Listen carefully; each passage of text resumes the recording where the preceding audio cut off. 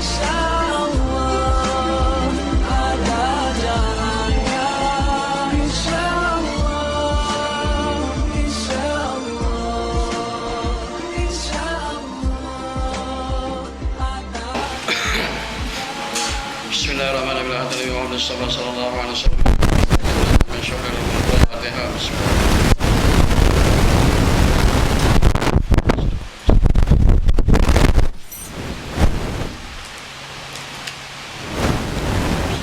Bismillahirrahmanirrahim. Kita bisyarril Fatihah. Bismillahirrahmanirrahim. Ya na'budu wa nasta'in. Bismillahirrahmanirrahim. Alhamdulillah wassalatu wassalamu ala asyrafil anbiya'i wa rasulina wa habibina wa syafi'ina wa zafir maulana Muhammad wa ala alihi washabihi ajma'in. Qala rabbi shrah li sadri wa yassir li amri wa hlul 'uqdatam min lisani yafqahu qawli. Qala Rabbuna ta'ala wa nafa'ana bi ulumi fid dharain. Amin ya ma'allim hikmata 'alimni ya ma'allim hikmata 'alimni ya ma'allim hikmata 'alimni ya rabbi al-akhir madakhalan sadiqan wa akhir marajan sid wa ja'alni min al-qism nasira qaddim ilaika bana zalika kulli. Baik, sambung di antara pengajaran yang pertama. Minggu lepas kita membahaskan tercengang firman Allah Ta'ala dalam hadis Qudsi, tercengang aku bagi barang siapa yang yakin dia akan mati, maka betapa suka dalam keadaan dia. Kita masuk terusnya dan tercengang aku barang siapa yang yakin dia akan hisab, yakni perhitungan pada hari kiamat, kira-kira pada hari kiamat, maka betapa menghimpunkan dia akan harta. Dia tahu, semua orang akan tahu bahawa setiap apa yang ada dekat dia itu dalam keadaan semuanya akan dihisab oleh Allah. Barang yang digunakan melebihi daripada had, hal keadaan pada melebihi daripada had, maka panjang hisab dia. Kalau andainya baju yang tersimpan dalam keadaan tak digunakan, hanya sekadar pakai sekali sahaja, benda itu akan dihisab. Kasut yang dipakai hanya sekali kemudian disusun dengan keadaan yang banyak-banyak, bakal dihisab. Kenderaan yang melebihi daripada had penggunaan, maka akan dihisab oleh Allah Ta'ala. Begitulah juga seluruh daripada harta yang ada pada kita ini, semuanya akan dihisab oleh Tuhan. Maka dengan sebab itu nak kena tengok, bila takdir kata susah, kita tahu bahawa hisab tu akan hak dan kita akan kena hisab, maka beragak-agak dan cara menggunakan harta itu biar dalam keadaan berpatutan. Maka dengan syarat yang pertama, syukur kepada Allah Ta'ala dengan sebab harta itu dikurniakan oleh Allah bagi memudahkan perjalanan hal keadaan supaya tidak timbul di antara dalam hati itu, supaya dalam keadaan timbul istighal, yakni berbimbang-bimbang terhadap harta ketika sembahyang. Tengah mengangkat takbir, do ingatkan yuran anak. Tengah angkat takbir, do ingatkan macam-macam cerita di antara duit belanja. Tengah sembahyang, do ingatkan cerita masalah rotek nak mati. Maka hal keadaan, maka Allah permudahkan bahagian harta pada ketika itu supaya tidak terganggu hati itu ketika melakukan ibadat kepada Allah. Yang jadi masalahnya, bila Allah Ta'ala kurniakan harta itu tadi kepada manusia, harta itu pula disimpannya dalam hati, lalu ditolaknya ingatan terhadap Allah daripada hati dia. Ini masalah besar. Maka dengan sebab itu, pertama-pertama di antara nak kena faham bahawa nikmat yang Allah bagikan kepada manusia itu ialah jalan bagi memudahkan perjalanan ibadat dia dan tidak menimbulkan istighal, yakni berbimbang-bimbang hati dia ketika melakukan ibadat kepada Allah. Yang kedua, cara menzahirkan kesyukuran nikmat yang bentuk demikian, faham di antara yang benar firman Allah Ta'ala, wa ma bikum min ni'matin fa minallah. Tidak ada nikmat yang mutlak, sesungguhnya nikmat itu tak ada sesungguhnya pada datang yang lain, melainkan dia mutlak datang daripada Allah. Nikmat yang datang ni dia adalah kurniaan daripada Allah. Maka akur apa yang kau dapat, baik di antara sesuap nasi, ataupun di antara sebutir korma, ataupun di antara sebiji nasi, ataupun di antara seteguk air pandang, wa ma bikum min ni'matin fa minallah. Tak ada nikmat yang di sisi kamu itu melainkan datang daripada Allah. Bila takdir kata makan dan minum ataupun menerima segala nikmat yang didatangkan oleh Allah, maka pada ketika itu niat ingatkan di antara kurniaan daripada Allah, maka ambil dan raikan dia, kerana tidak ada rezeki melainkan datang daripada Allah, maka raikan rezeki itu betul-betul. Maka jangan dikomplain rezeki yang tawar, jangan dikomplain rezeki yang mesin, jangan dikomplain rezeki yang bermasalah, kerana rezeki tak ada datang daripada pihak yang lain melainkan mutlak datang daripada Allah. Nak makan, makan, tak nak makan, diam. Jangan komplain rezeki Tuhan dah. Jangan sekali. Maka di antara benda yang Tuhan nak hisab bagi di hari akhirat, bila summa latus'alunna yauma idzin 'anil na'im, summa latus'alunna, kemudian pada hari itu kamu akan ditanya. Apa hal keadaan akan ditanya yauma idzin, pada hari ini, 'anil na'im, daripada nikmat yang kau dapat. Kemana, dari mana punca, dan dia dari mana dalam keadaan kau arahkan. Kalau sekadar di antara nikmat yang manusia dapat, kemudian kadang-kadang melebih-lebih dalam pakaian, melebih-lebih dalam makanan, melebih-lebih hal keadaan dalam minuman, melebih-lebih dalam perhiasan, maka yang ini akan panjang hisab di hari akhirat. Hari akhirat ni makcik, hal kadang nak letakkan di antara matahari sejengkal, hal kata sekata sehasta di atas kepala, peluh semakin lama semakin naik, manusia dalam keadaan kepanasan pada ketika itu, hingga ada orang kafir-kafir mengatakan apa dia? Ya Allah, seandainya di antara beginilah kedahsyatan yaumil masyar, maka cepatkanlah masuk kami ke dalam neraka. Kami tak tahan dengan azab yang berada di yaumil masyar. Padahal neraka itu lautan api. Nak cerita dahsyatnya yaumil masyar itu, tuan, hari mizan, hari perhitungan. Maka harta itu nak dipersoalkan dulu, halal haram dia nak persoalkan dulu. Kemudian bila halal dan haram, kemudian nak letakkan adakah dia pembazaran ataupun tak pembazaran. Kadang-kadang barang yang dibeli itu tidak ada manfaat bagi diri dia, bini dia, anak dia, keluarga dia. Tak ada apa, sekadar nak berhias, nak menunjuk depan orang je, benda tak ada faedah pun. Kau pernah tak pergi rumah-rumah kawan-kawan kau yang kadang-kadang dia letakkan dekat dinding rumah dia tu ada garpu kayu besar, kemudian ada sudu kayu besar? Ada tak? Ada. Itu apa manfaat tu? Bila anak tak ada, dia main suap-suap pakai sudu tu ke? Agak-agak ataupun kalau laki dia gatal belakang, dia garu pakai garpu kayu tu ke? Ni sebab barang yang tak ada manfaat, duk pergi simpan barang tu apa hal? Yang ini kena hisap. Kalau tak nak di antara hisab yang lama, maka jadikan di antara harta itu memanfaatkan pada diri, anak, keluarga dan juga hal keadaan pada agama. Maknanya doa pada Tuhan, Allahumma kun lana wa la takun alaina. Ya Allah, jadikanlah nikmat yang kau bagikan kepada aku ini besok di akhirat sebagai peguam bela aku, dan jangan jadikan dia sebagai pendakwa rayaku. Biar harta itu akan membela kita, bukan harta itu akan mendakwa kita. Kita ambil akan duit yang banyak-banyak, kita himpun. Kadang-kadang kita simpan ke dalam pelaburan yang bersabit dengan masalah riba. Konon-konon ni dalam keadaan tutup mata, tak tahu benda ni ada riba, tak ada riba. Ada ulama yang dah menjerit kata pelaburan ini riba. Dia tak ambil, janji masuk sudah, janji income datang sudah. Nisbah dia kira untung, dia tak kira macam mana datang, cara datang. Dia boleh menghalalkan cara, tak kisah. Faham dia begitu? Maka jadilah orang ini akan hisap di hari akhirat cukup mentuk. Andainya di antara nikmat yang dibelikan itu, yang dipakai atau yang disimpan itu tidak hal keadaan mensabitkan faedah daripada diri sendiri, keluarga dan juga pada agama, maka segalanya akan mendakwa. Dia membeli kereta pada ketika dengan riba, kereta akan mendakwa. Dia membeli kereta melebihi daripada had pemakaian dia, maka akan didakwa. Dalam rumah ada 2 orang saja tapi kereta sampai 3-4 biji. Dekat rumah ada 4 orang je tapi kasut dia tengok macam keluarga lipan, dia punya kasut cukup main banyak. Baju jangan cerita lah. Beralmari kalau jatuh tersebut longgokkan baju tu atas badan dia tu pun boleh mati lemas ke nampak baju. Baju nak kena hisap dengan Tuhan. Apatah lagi makanan yang kita bazirkan, apalagi duit yang kita bazirkan. Bila kahwin terpaksa tempah pelamin beribu-ribu, mak andam ke lagi. Contoh, kalau ada mak andam minta maaf lah.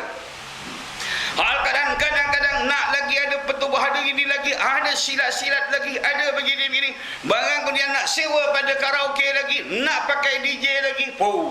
Semua kena soal ni tuan-tuan. Saya tak sabitkan haram halal tau. Saya cerita benda ni kena soal. Dan 2 perkara hal di antara benda yang hal keadaan manusia kena ambil faham betul-betul. Sebab itu di antara kata Sayyidina Umar Ibn Khattab radhiyallahu, Umar Ibn Khattab dia ada 2 pakaian. Satu pakaian dia yang agak lembut, itu pun kain yang disambung daripada hasil rampasan harta ghanimah, lalu disambung-sambung hasil perkongsian antara hak dia dengan anak dia. Bila tiba tak ada kata dalam keadaan tiba sebelah, pakaian ini yang lembut ini adalah pakaian untuk rakyat aku ketika aku menjadi hal keadaan khalifah di sebelah siang. Adapun pakaian kasar yang dipakai oleh Sayyidina Umar yang diperbuat daripada kulit pada ketika itu, andainya kata Bishair diletakkan seorang bayi di atas perut Sayyidina Umar, nescaya lukalah akibat kasarnya pakaian Sayyidina Umar. Baju yang lembut diletakkan sebagai khalifah Allah yang mentadbir muka bumi Allah, adapun baju yang kasar itu digunakan untuk pengabdian diri dia kepada Allah. Ini Umar Ibn Khattab radhiyallahu an. Baju yang ada pada dia lah, baju yang ada pada Sayyidina Umar radhiyallahu an. Maka tengok apa benda barang yang melebihi daripada had keperluan. Jangan melebih-lebih lah tuan-tuan. Nikmat ni tuan-tuan, kalau sekadar untuk makan, Tuhan dah jamin. Kalau seandainya di antara yang membuatkan dia boleh terlupa surau tu, bila duit tu dia cari nikmat itu tadi, hal keadaan untuk dalam keadaan diwariskan kepada ahli keluarga. Dan dulu sibuk cari duit supaya keturunan dia kaya. Yang ketiga, dia jadi lebih teruk, kadang-kadang semayang pun lewat waktu. Bila dia cari harta duit itu tadi, hal keadaan untuk hal keadaan kebanggaan pada diri dia. 3 peringkat nikmat yang membahayakan. Duit ataupun nikmat yang pertama untuk dimakan bebas, banyak boleh dapat. Al-Quran bila mana nikmat digunakan untuk disimpan, nescaya ibadat dia akan berlaku tergugat. Kalau nikmat yang digunakan untuk diwariskan, lagi di antara ibadat dia akan tergugat. Kalau nikmat yang digunakan untuk kebanggaan dan pengaruh dia, lagi orang ni ibadat dia akan tergugat. Ni masalah dia. Dia kalau kita ambil contoh senang je baik. Kalau contoh yang paling senang ini, kalau tak dia katalah anak ni pergi sekolah kesian jalan kaki 1-2 kilometer kata. Kemudian mak bapak ni ada duit belikanlah motor. Bila belikan motor, ayah belikan kau motor ni untuk kemudahan kau pergi sekolah, pergi tuition, hal keadaan supaya hal keadaan kau tak penat nak belajar ataupun sebagainya. Lalu anak ni dapat motor pada ketika itu, lalu dia leka dengan motor, dia leka modified motor, dia leka dengan permainan motor hingga terlupa asal di antara tujuan motor ini untuk memudahkan dia belajar. Itu budak lah, pasal tak masuk akal lah, pasal dia pun tak berapa memayis lagi budak-budak ni.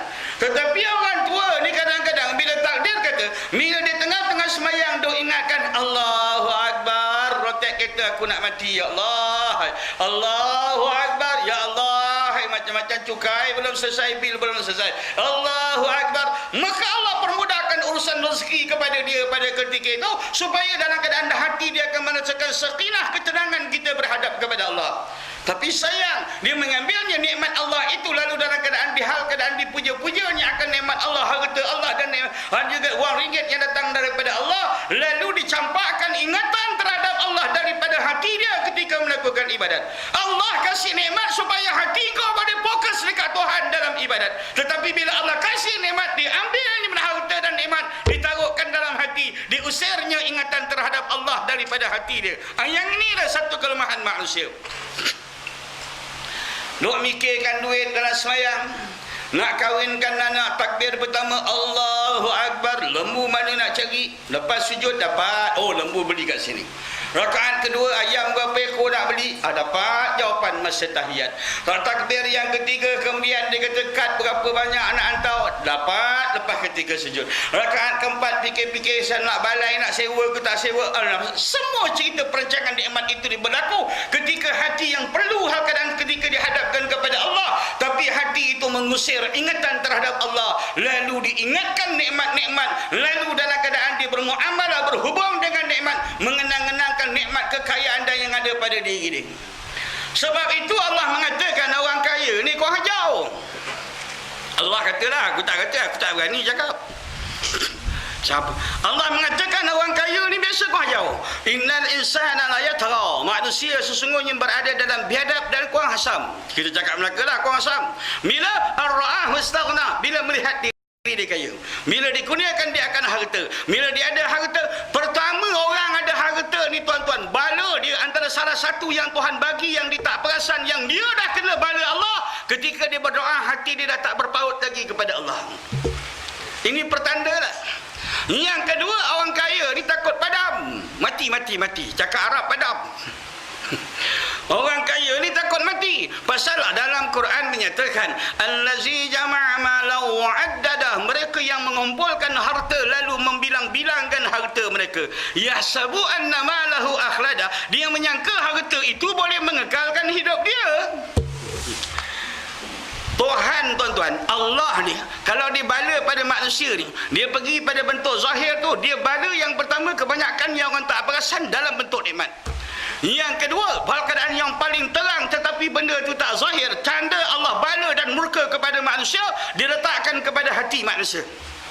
Ini cara Tuhan ni jaga baik-baik. Ini kaifiat ni. Ada kalanya manusia itu dalam keadaan dia durhaka kepada Allah.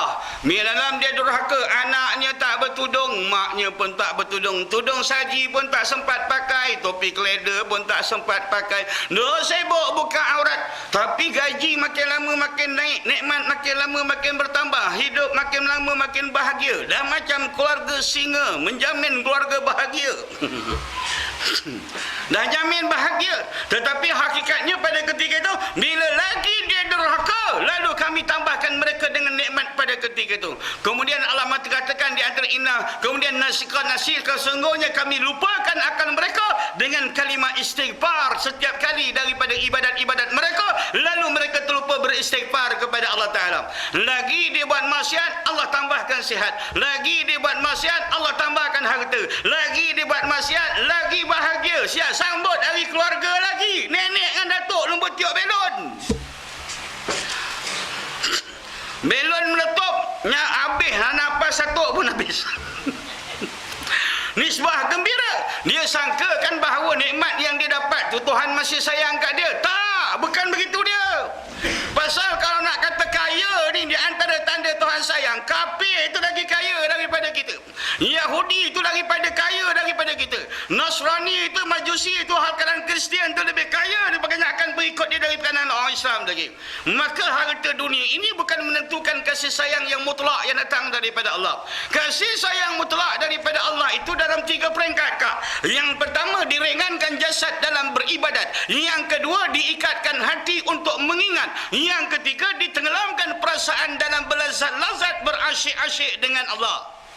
Ini tanda Tuhan bagi sayanglah. Faham? Ada ingat?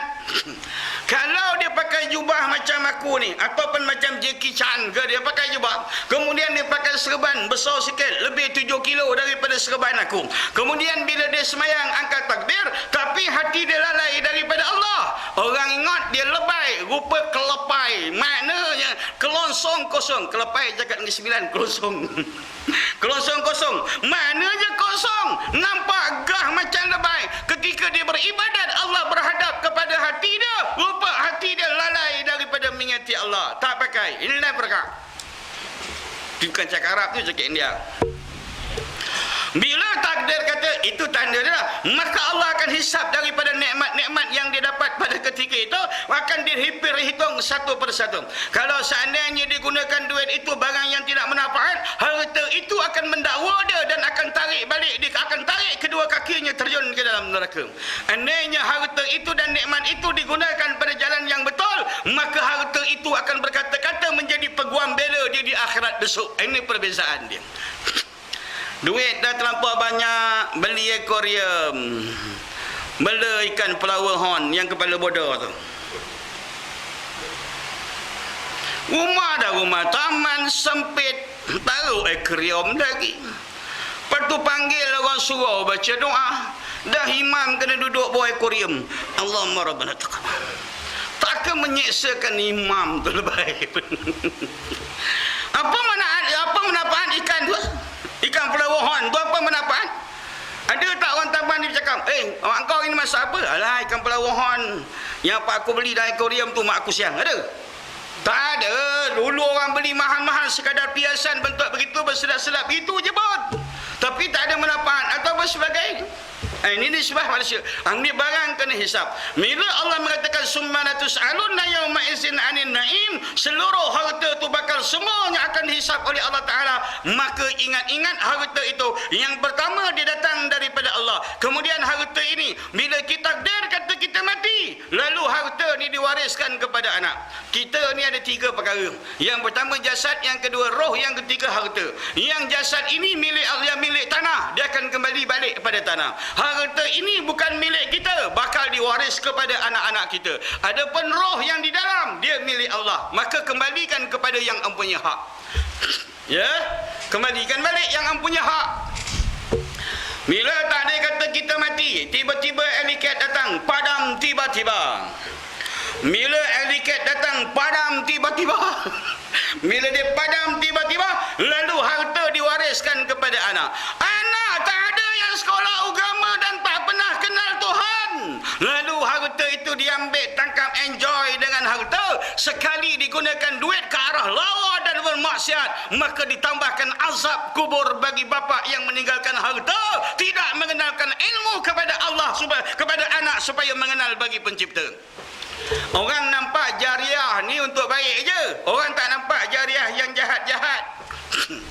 Agak-agak kalau tak dia kata nyawa tu sedut-sedut macam tak puas tu, Astro tu tukarlah nama anak. Jangan dia taruh nama bapa. Besok anak tengok channel apa, 3 dalam orang bercium, orang beromen, tiba-tiba berlesup dalam kubur. Tanya malaikat, macam kau tak soal tiba-tiba kau boleh balon? Kau tinggalkan harta yang ada dalam kata dunia, hal keadaan kepada waris kau yang tak mengenal Allah, lalu digunakan harta itu ke arah bermaksiat, maka bapa dalam kubur jawab. Ya. Jadi ambil kesempatan lah. Benda tu ambil kesempatan.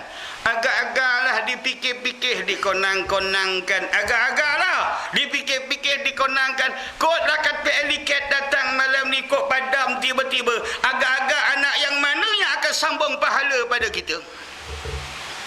Kalau setakat dia pergi baca Fatihah, pergi ke kubur, ziratal ladzina ngam-ngam ta'alaihim. Kalau setakat itu tak payah lebay. Buat menambahkan lagi cerita dalam tu lebay. Anak yang tak semayang, sekali-sekali saja dia semayang, itu amanah sampai kepada bapa. Ilak. Orang anak yang beribadat tanpa kenal pada pencipta, adakah urusan dia dengan bapa dia sampai? Ilak. Banyak cerita lebay. Anak dok buat kenduri untuk arwah bapa. Anak tak semayang, menantu pun hantu tak semayang. Anak cucu tak semayang. Mana tahlil mana yang sampai pada mayat ni lebay? Kalau seandainya anak beranak orang yang menganjurkan tahlil tak beri semayang, tak semayang dan tak menjaga hukum Allah. Boleh main popo saja ke? Kau ingat main kiriman laju ke? Anak tak semayang kedebak-kedebuk, tiba-tiba ada duit buat tahlil. Terima kasihlah Tuan Imam datang buat tahlil rumah saya tu. Wah, besar kenduri kau. Alhamdulillah lah, semalam nombor saya meletup first prize. Itu contoh boleh. Maknanya bila tak ada kata harta tu nak diwariskan. Kalau takut anak tak boleh melambolkan, tak boleh menyambung di antara harta itu ke arah kebaikan menjadi jariah yang berterusan kepada mak bapak dia, maka bergebut sekarang.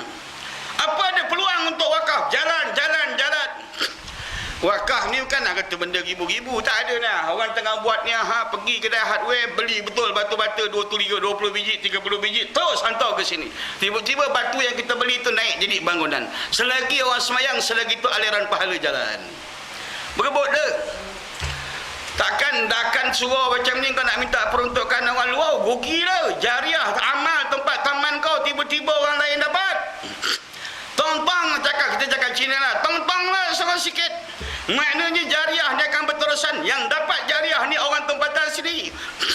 Jangan harapkan bantuan pada orang. Jangan begitu, jangan.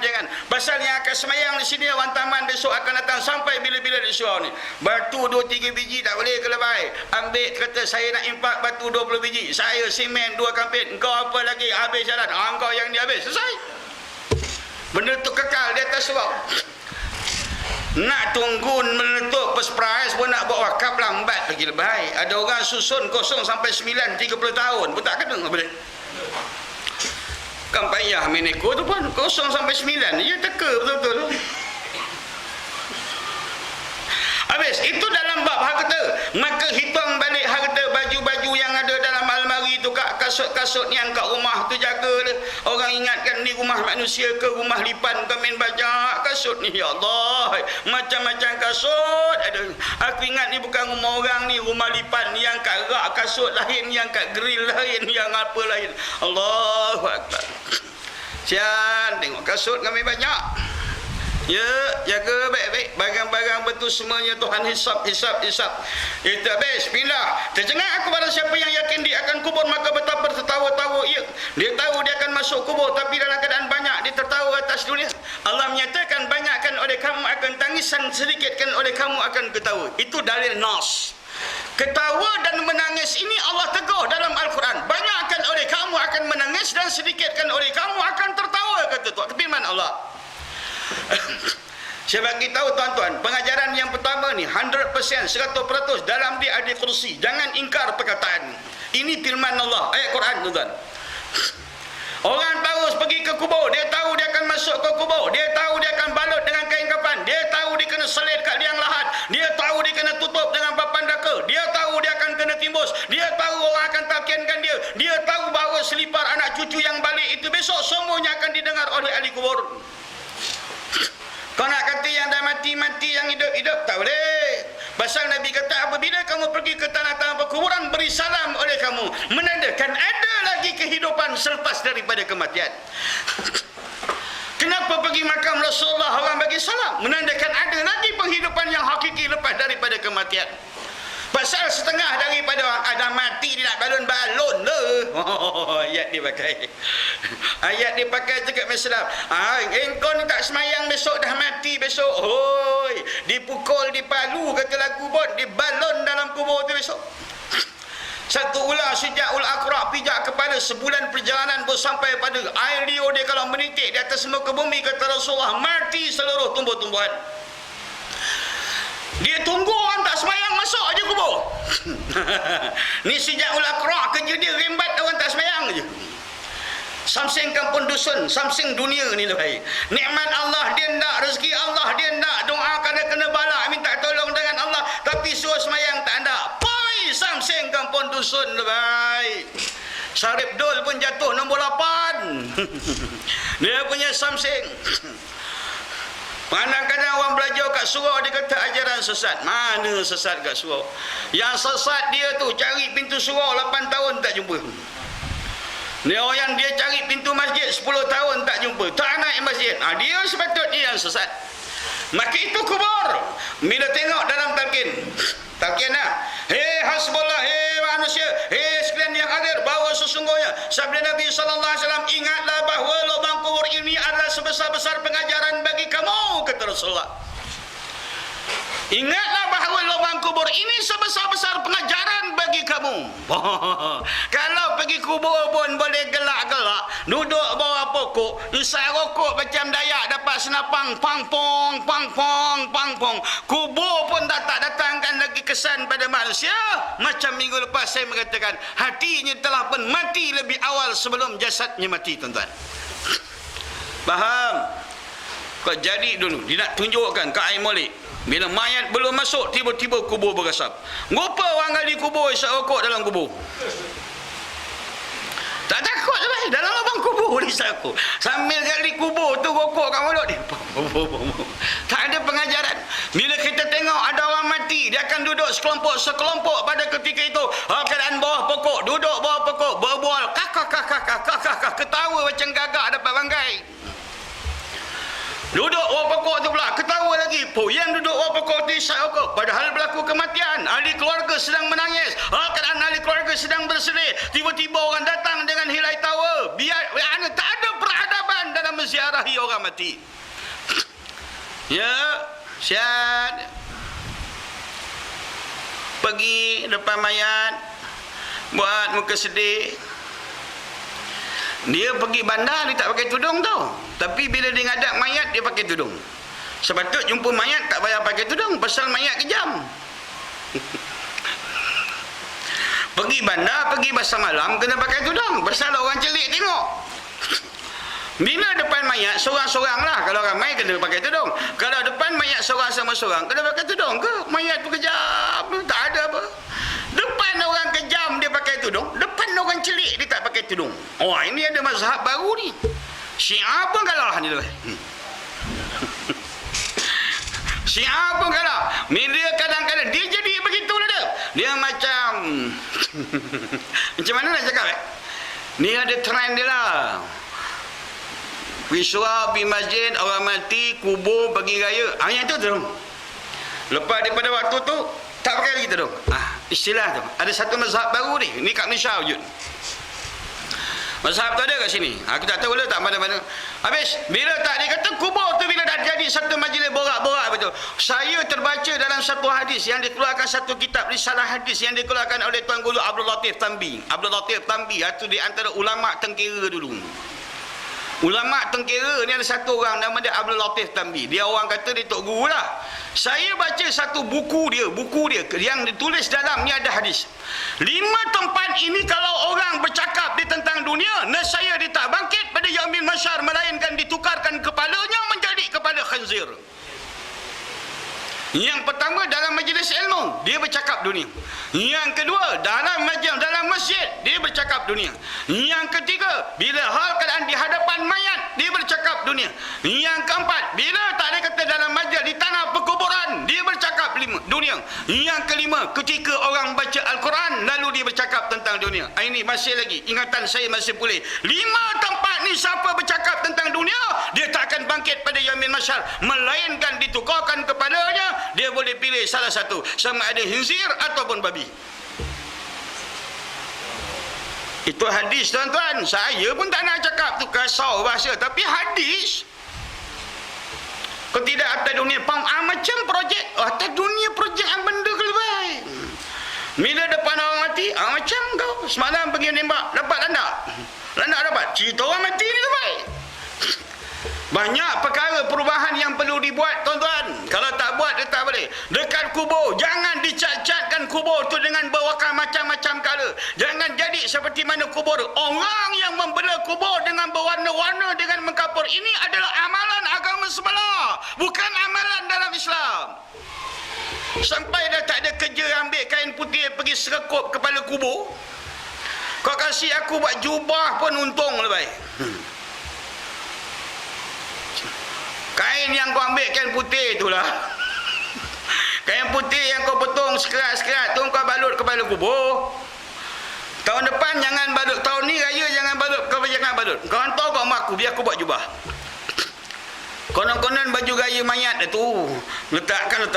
Dah aku pergi kubur duk baca-baca Yasin, angin tiup, kain putih tu mengibau-ibau. Aku toleh. Sekali lagi kan aku goborkan kain ni kan. Tiba-tiba tiup. Kibau lagi angin tiup. Faham? Saya pernah ikut satu rombongan pergi ke Kuala Pinang. Dia punya kubur, tuan-tuan pun tak jumpa. Kita kawasan Melaka ni, tuan-tuan. Yang kubur dicamkan, kubur bapak dia boleh cat warna merah metalik. Yang ini hijau metalik, yang ini kuning metalik, yang ini purple metalik. Macam-macam color atas kubur tu lebih. Ini bid'ah yang berlaku di akhir zaman. Bid'ah yang berlaku akhir zaman ini, kita takut benda yang baharu ini bila dicipta oleh manusia, dia tak perasan seperti mana sabdaan Nabi sallallahu alaihi wasallam, wa hum yakhrujuna minal islam kama yakhruju sya'ru minal ajin. Mereka keluar daripada Islam, yakni murtad dengan melakukan perkara bid'ah seperti mana rambut yang keluar daripada tepung. Dia tak perasan agama dia dah tercabut, tuan-tuan. Ini bid'ah jangan. Yang kau angkat keranda tu, kemudian imam kata jalan setapak Al-Fatihah, lagi setapak Al-Fatihah, lagi setapak Al-Fatihah, lagi setapak Al-Romeo, cabut. Mayat yang mati tu pinggang 120 punya lilit, yang mikul tu ceding-ceding. Imam banyak pula Fatihahnya. Al-Fatihah, Al-Fatihah, Al-Fatihah. Tukang kau pula dukung biar aku cakap Fatihah. Contohlah kalau ada sumber jalan, tapi benda-benda yang tak ada bentuk macam tu jangan ditambah-tambah lah. Yang agama tu al-yauma akmaltu lakum dinakum, Tuhan dah sempurnakan bagi segala-galanya. Jangan ditambah-tambah. Ada setengah Bilal pula mandikan mayat pula. Dah lepas mandi siap tulis kalimah lagi kat dari mayat. Ditulis. Mayat tu jeling je ke atas. Apa dia tulis Pak Bilal? Ini ada. Saya tak tahulah, kalau ada kaul yang sahih buatlah, tak ada masalah. Tak ada je, tak ada. Kena jaga baik-baiklah, betul-betul. Jangan ditambah-tambah. Kalau ditambah, dululah kita Melaka, bandaraya bersejarah, apa yang kita buat? Kalau tak ada kata, orang bapa satu orang pasangan suami isteri yang muda lah, dia baru meninggal dunia, kemudian bila diangkatkan ke keranda, budak kecil ni takut rindu pada mak bapak dia akan lalukan bawa ke keranda. Dia akan lalukan. Apa pasal? Takut besok anak ni akan rindu pada mak bapak dia. Allahu Akbar. Mana kau jumpa kitab ni lebay? Benda tak ada. Biar kalau ada sumber jalanlah. Jalan. Tapi tak pernah dibuat di orang. Tak pernah dibuat di orang. Hijam pun orang dah petikai. Talqin ada tak ada? Ada tak ada? Bukan tak ada dalam Melaka ni. Anak balik daripada satu universiti Timur Tengah, dah bawa satu pahaman. Dia kata talqin ni bid'ah. Bila bapak ni mati, gali-gali lubang, timbus. Lepas tu, cabut. Macam tandang kambing mati, macam tandang lembu mati. Faham? Jangan tambah-tambah lah. Khususnya kalau kau pegawai syarak, jaga baik-baik. Jangan tambah-tambah. Faham? Kalau kau tambah-tambah jadi orang kalau pegang agama ni, yang pertama dia jangan tambah-tambah amal ataupun jangan buat apa-apa bid'ah. Takut lepas daripada dia mati, orang akan berpegang kepada dia. Bila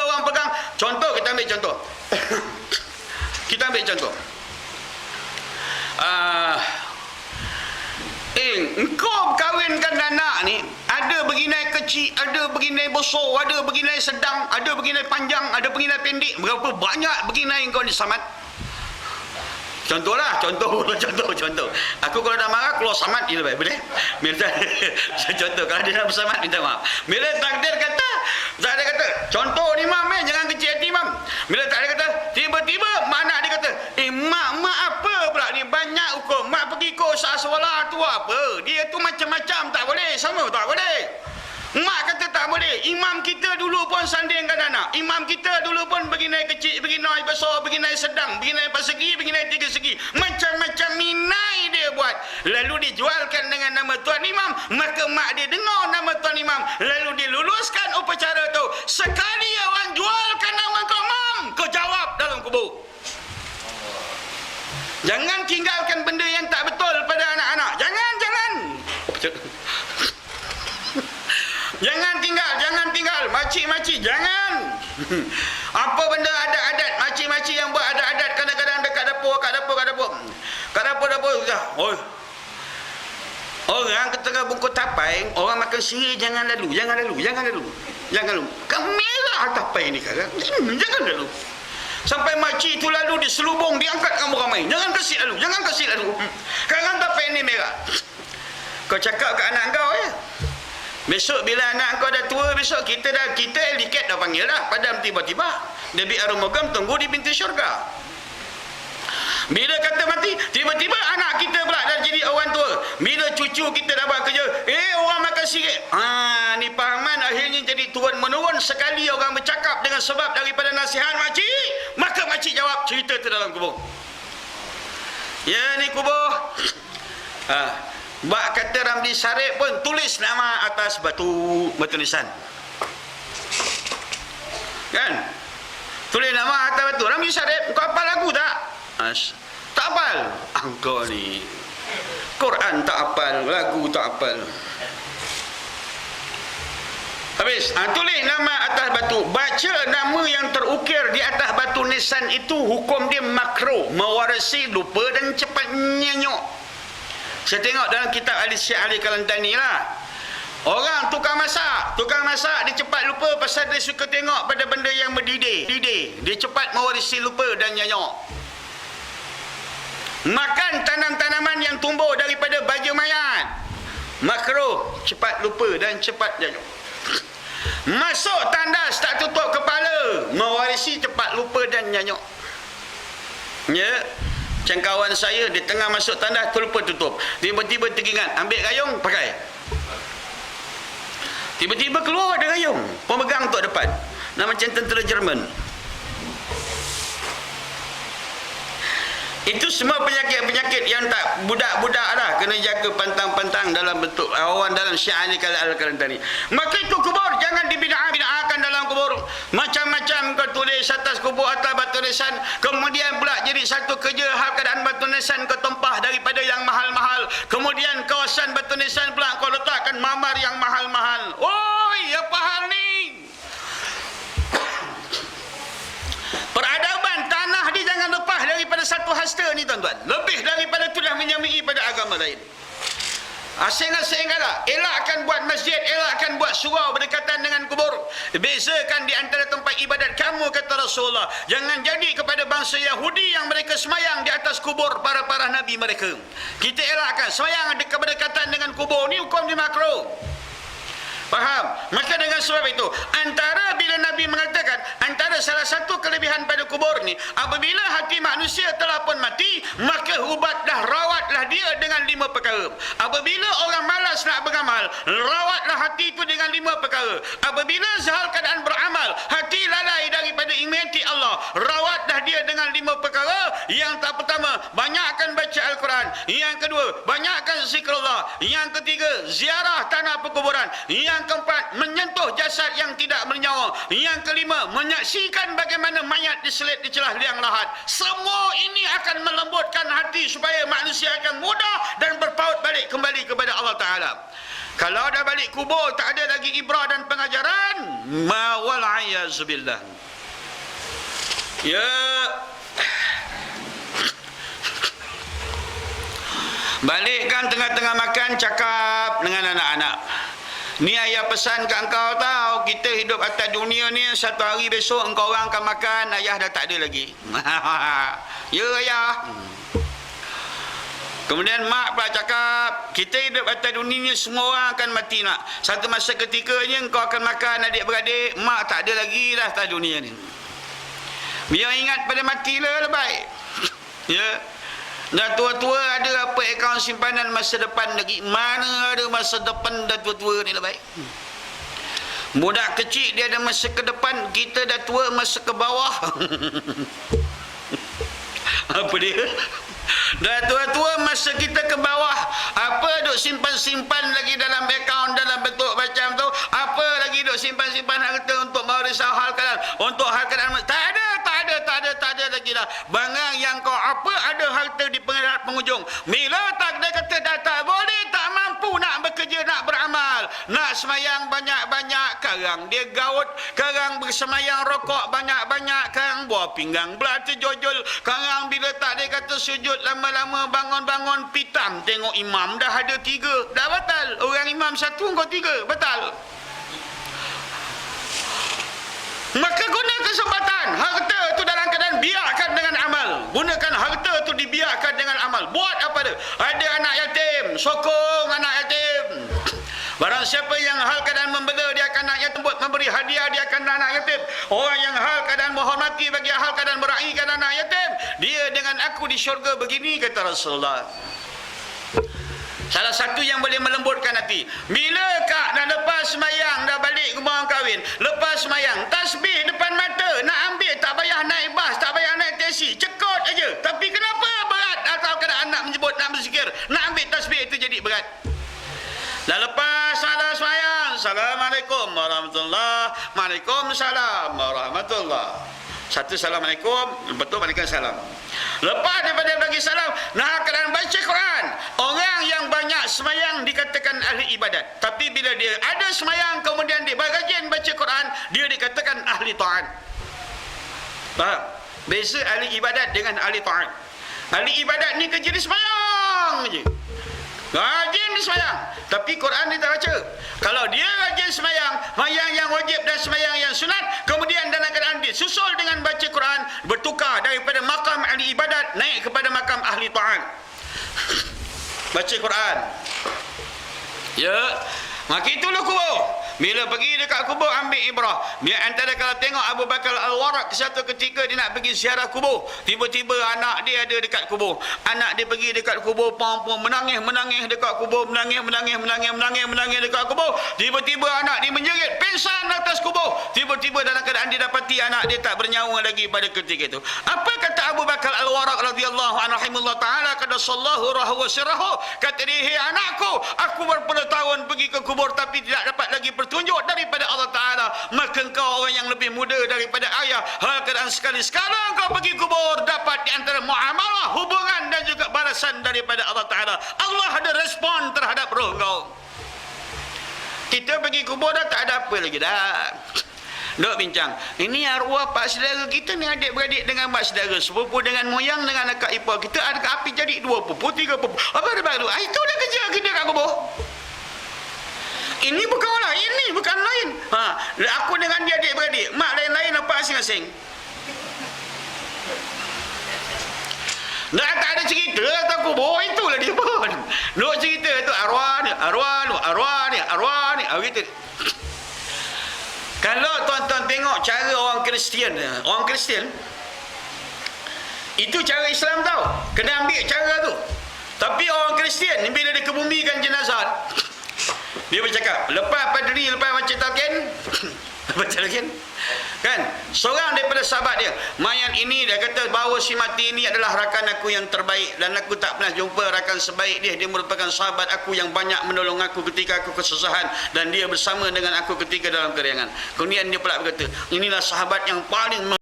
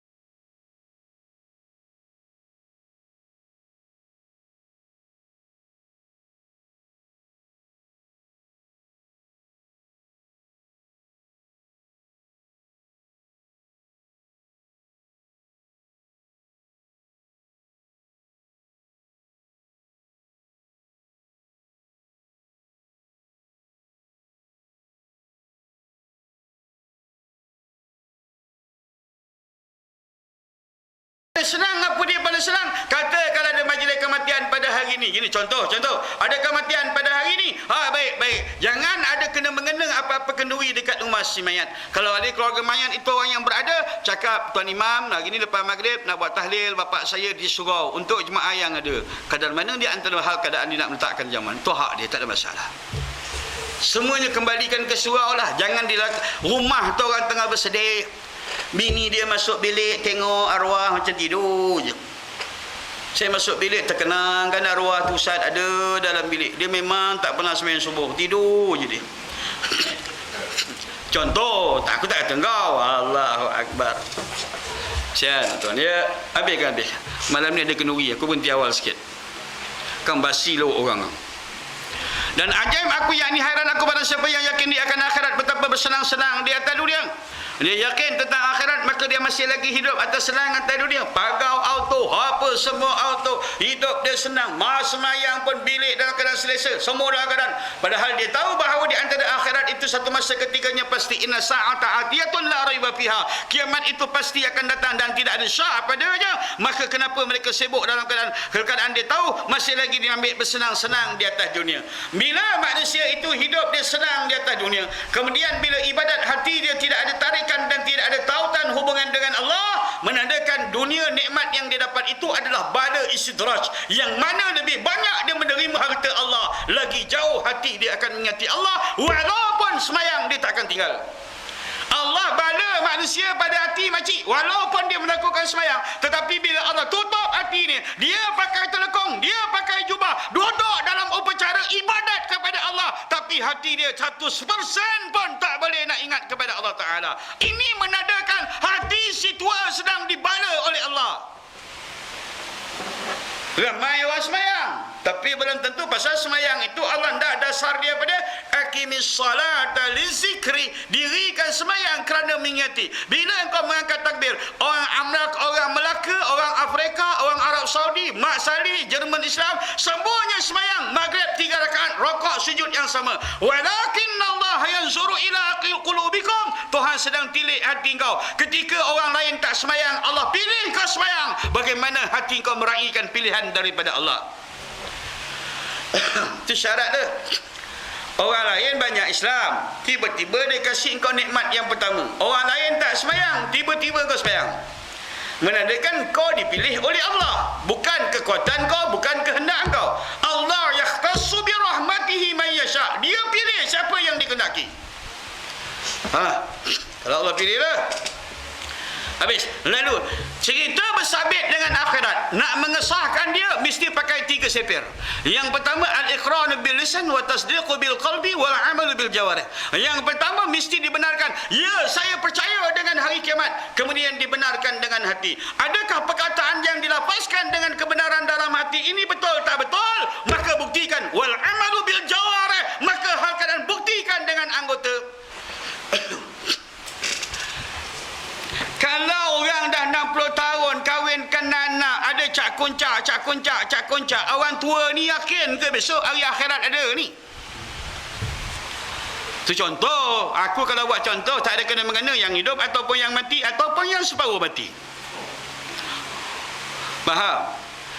Kalau makcik itu tak ada kata lah, dalam keadaan umur dah 60 tahun, tudung pun dah main pusing-pusing macam budak muda, lalu bawa dagu, masuk bawah ketiak, keluar, masuk telinga kiri, keluar telinga kanan, kemudian letak atas, kemudian ambil suruh lelaki paku dengan paku payung. Masih lagi nak gaya mutu keunggulan, effort downhill. Orang yakin akhirat ke tu? Kalau seandainya manusia itu, kalau situ, saya bercakap bahasa tasawuf lah tuan-tuan ya, jangan kecil hati ya. Yang kecil hati tak apa, kalau kecil hati cakap raya besok kita minta maaf. Kalau kau tengok si tua masih lagi ketawa tergolek-golek di kedai kopi, yang pertama keyakinan dia dalam rukun iman semakin tipis tuan-tuan. Dia tahu umur 60 tahun, hei umatku, umur 60 tahun waspada, kerana umur ini ada umur yang bakal dituai oleh malaikat Israel. Untuk tua ya, saya dah 63 dah, bukan umur lahir tahun 63. Jangan engkau tuakan aku. Bini aku baru 3, nak cik 1 lagi. Ya, dah 60 tahun Nabi kata apa cik? Waspada, ingat-ingat, hei orang yang 60 tahun, kerana 60 tahun itu merupakan di antara umur yang matang, umur yang dah kata orang, kalau padi yang dah cukup masak, yang bakal dituai bila-bila oleh malaikat Israel. Hati tengah penuh paut dengan cinta pada dunia. Maka kata malaikat Israel, keluar oleh kamu hero. Tak nak dia keluar. Keluarlah kamu ya Abdullah. Tak nak dia keluar. Pasal dia tak nak mati, harta bersusun-susun lagi. Pakcik masih handsome lagi. Keluarlah, hei aduwallah, wahai musuh Allah. Tak nak lagi dia keluar. Anak mesti cucu setengah sedap-sedap bermanja. Senang bawa balik, selalu balik-balik jalan-jalan rumah cucu. Masa dah time. La yastaqdimuna sa'atan wa la yastakhirun. Malaikat bila tiba masa, sesaat pun tak lebih, sesaat pun tak kurang. Keluarlah, hei laknatullah. Lalu direntapnya roh pada ketika itu, tuan-tuan. Ya, dia rentap kau-kau. Orang ni tuan-tuan, jasad ni diumpama blok, roh ni umpama piston. Orang yang rajin semayang, hati niati Allah ni selalu turun naik, turun naik. Orang yang tak semayang, hati yang tak hidup dengan zikrullah ni, piston ni terbenam dalam blok dah lama, dah berkarat. Bila tiba masa, piston ni Tuhan nak.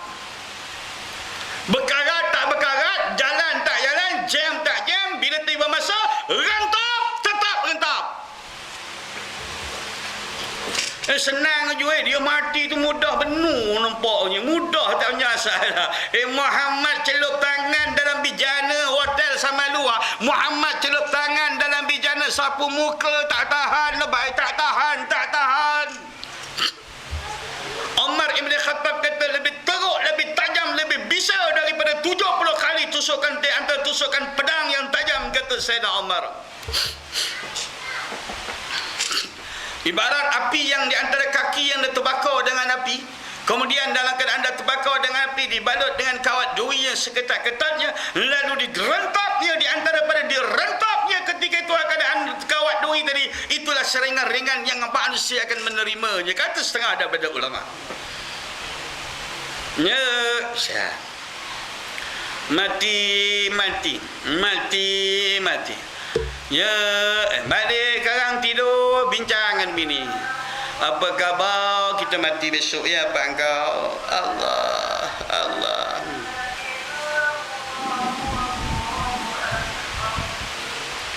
Bincang lah laki bini. Duduk. Apa khabar besok kalau kita mati ya pak engkau?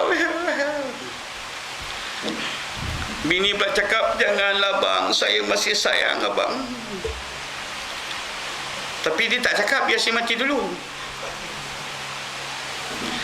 Engkau betul ke sayang bini kau? Kalau malaikat Israel datang malam ni, kau 2 orang tengah beramal, malaikat kata aku tak keluar, melainkan tarik nyawa salah seorang. Agak-agak siapa mengalah kau agak-agak? Oi!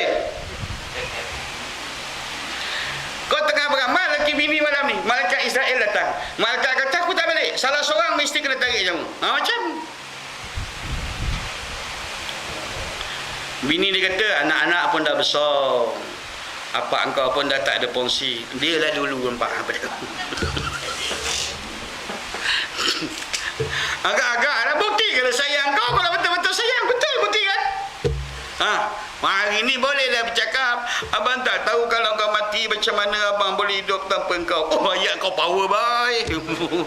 Ayat kau boleh masuk buku. Apa dia? Abang rasa abang tak sempurna hidup tanpa kau. Oh yo, ayat kau. Cuba datang malaikat Israel.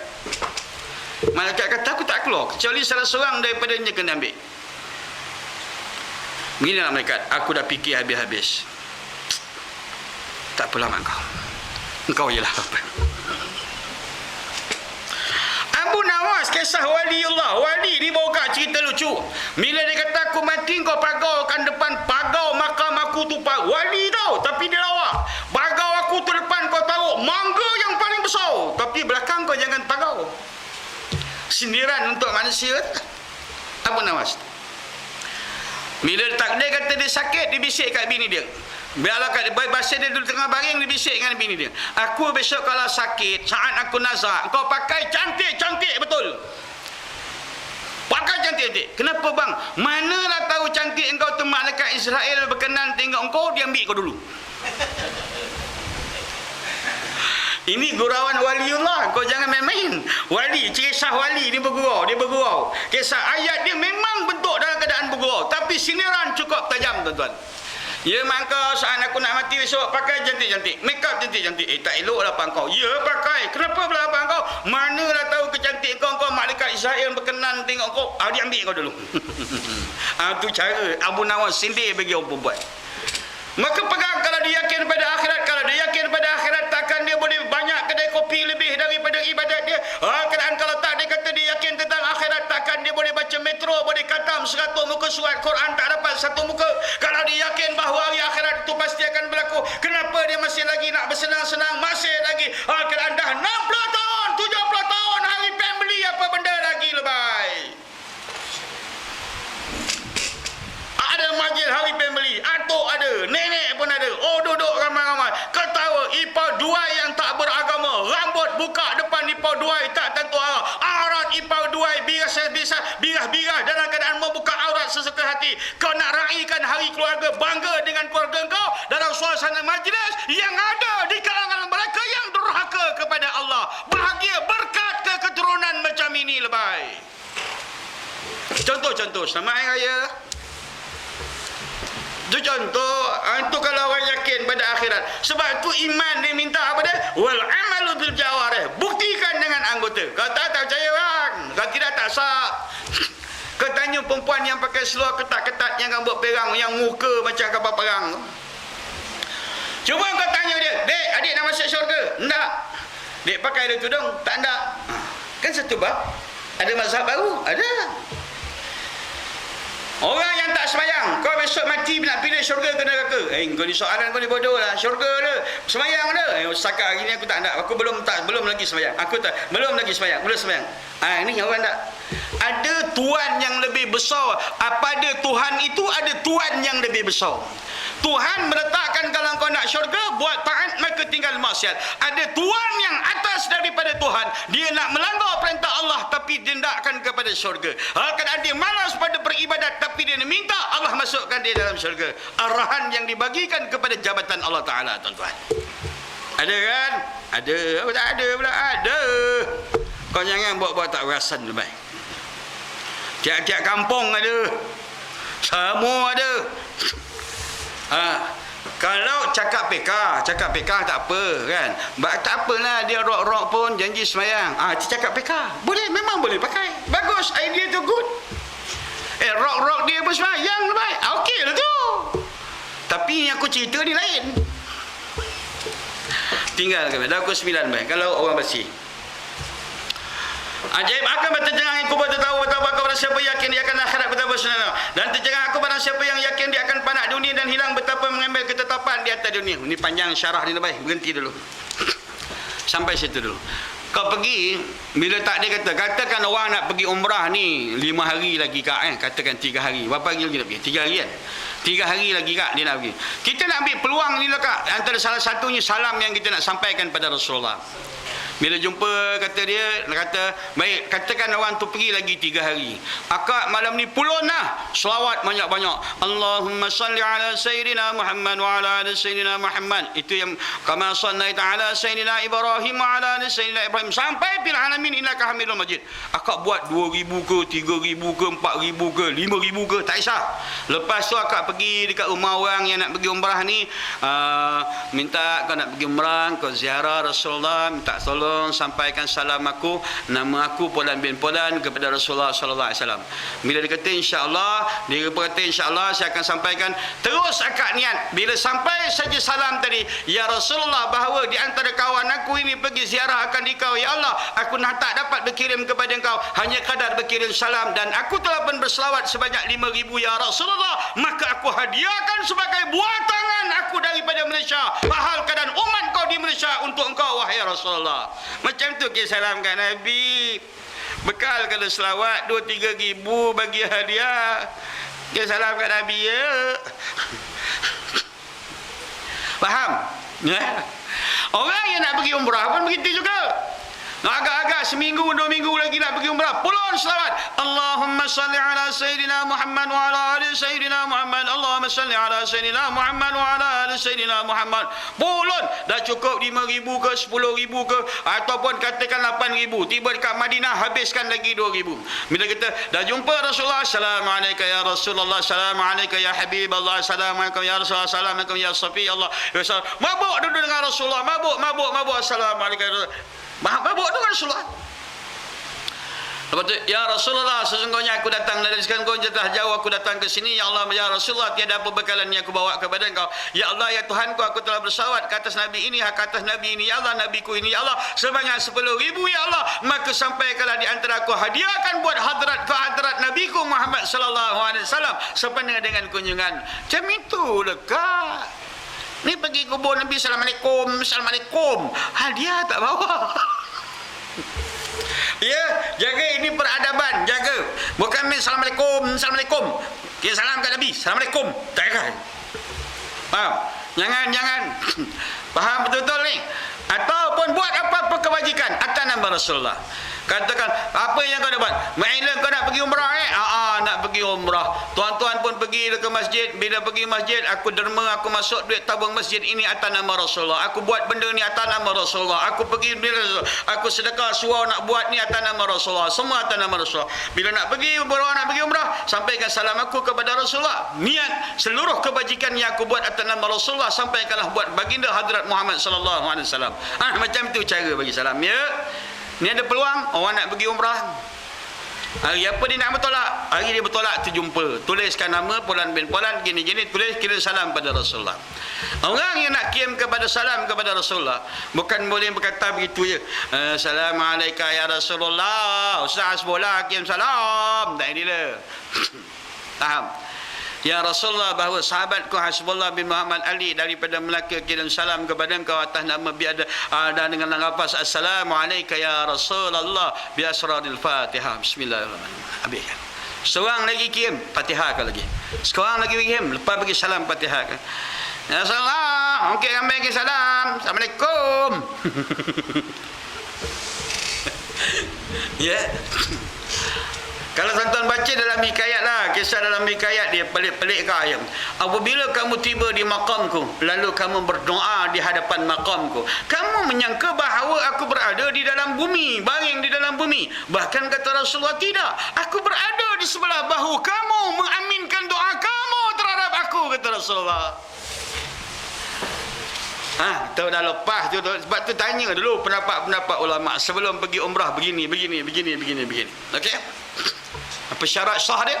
Syarat sah dia bergambar dengan unta. Syarat sah dia apa dia? Rukun umrah yang ketujuh, bergambar dengan unta. Okey, begitulah dia cara dia. Pergi dekat makam gini. Ada kalanya dia begini cakap. Aku ni pergi umrah, mula-mula je aku tengok Kaabah ni gah aku menangis. Lepas tu tak ada apa dah, mengucap balik. Kena mengucap balik.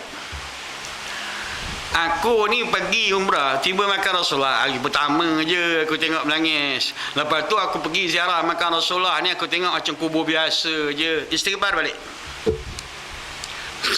Kena istighfar balik lah. Kalau zaman belum konkret, belum zaman pasir dulu, wali pergi ziarah makam Rasulullah, tangan boleh keluar daripada pasir ni. Syekh Ammar Rifai, Syekh Abdul Qadir Jailani, tokoh-tokoh wali pergi ziarah Rasulullah, tengok tangan boleh keluar. Kau tengok dalam Manaqibul Auliya ada cerita begitu. Bila kau faham yang Rasulullah tu baring, kau fahamkan Rasulullah tu wafat hal keadaan mau tak. Dia tak begitu dia. Kalau wakak rasa nak asyik-asyik, orang yang pergi umrah ni kalau nak asyik-asyik, nak cepat mimpi Rasulullah, nak tengok Rasulullah ni, 2-3 hari ni pendamkan aja dengan Rasulullah. Pendam hati dengan Rasulullah. Sayang dia betul-betul. Kasih aja. Yang boleh ketuk pintu hati Rasulullah ni, kasih aja lebih. Walaupun selawat tu sikit, tapi kasih tu lebih. kena raih kasihkan Nabi lebih daripada diri, lebih daripada mak bapak, lebih daripada siapa-siapa, lebih daripada harta, lebih daripada segala manusia. Sayangkan Nabi lebih daripada diri sendiri dan mak bapak, tuan-tuan. Itu hadis Nabi itu sendiri. Okey. Kena faham betul-betul.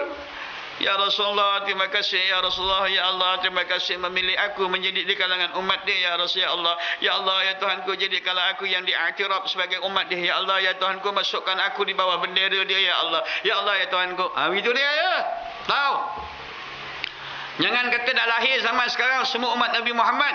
Rasulullah dia ada dua hadis yang bentuk dua aliran yang agak-agak bercanggah, yang agak-agak ganas.